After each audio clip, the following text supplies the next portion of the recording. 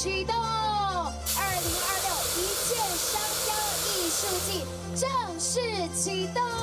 2026一箭雙雕藝術季正式啟動，今年以發現鹽裡的光為主題，將傳統鹽業文化與現代藝術創意結合，不僅活化百年鹽田，也為地方觀光注入活力。活動兼具教育、觀光與產業推廣價值，有助提升雲嘉南濱海地區的品牌形象。希望說能夠讓大家值回票價，在未來的每一個活動當中有更豐富、更能夠延伸，就是你來一道，又想要來第二道，又想要來第三道，這就是一個